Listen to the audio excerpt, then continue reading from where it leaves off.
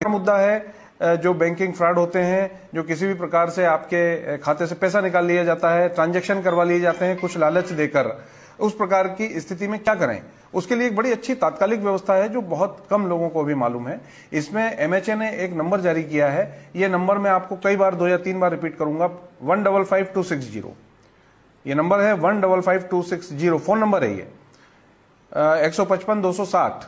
ये नंबर को note down करके रखिए।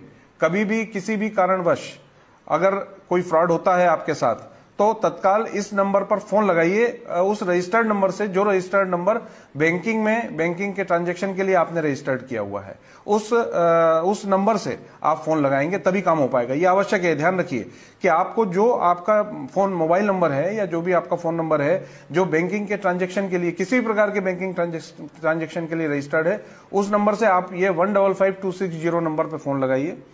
आप बताएंगे तो आपसे कुछ उस जानकारियां ली जाएंगी, जैसे आपका नाम, आपका फोन नंबर, बैंक खाता, कार्ड नंबर, वॉलेट जिसमें पैसे गए हैं, वॉलेट जिसमें पैसे कटे हैं, जिसमें गया है, आदि इत्यादि। वो जानकारी आप बता सकते हैं।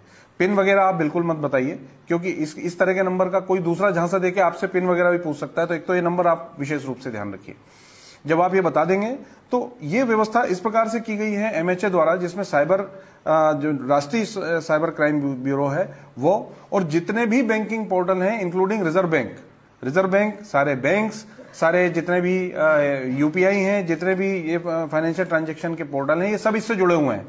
तत्काल आपका मैसेज इन सभी बैंकिंग संस्थानों को चला जाता है, बैंकिंग एजेंसीज को चला जाता है, क्योंकि जब फ्रॉड होता है एक बैंक से दूसरे बैंक में ट्रांजैक्शन होने में थोड़ा टाइम लगता है। ये बैंक अपनी फॉर्मेलिटी करता है, फिर वो दूसरे को ट्रांसफर करता है, फिर वो बैंक करता है, तब जाके वो ड्यूरेशन का जो समय, उसमें अगर इनके पास मैसेज पहुंच गया तो आपका पैसा उस पूरे रूट में कहीं भी रुक जाएगा। अगर मान लीजिए एक बैंक से चल दिया है दूसरे बैंक तक जाने के लिए, तो उस रूट पर रोक दिया जाएगा, आपका पैसा आपको वापस आ जाएगा।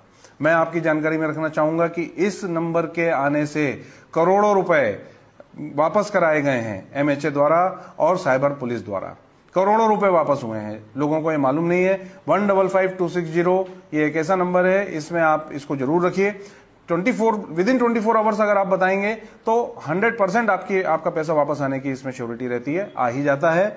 अगर 24 घंटे के बाद आपको पता चलता है तो भी आप इस पोर्टल पर, जो कि national cyber crime reporting portal है, इस पोर्टल पर आप अपनी एप्लीकेशन, अपनी शिकायत दर्ज कर दें। वो पोर्टल एक्टिव होके सारी सर्च करता है, सारा सब कुछ निकालता है, और उसके बाद में आपके पैसे वापस कराने की प्रक्रिया होती है, या फिर उन लोगों को आइडेंटिफाई कर लिया जाता है जिनने ये बदमाशी की।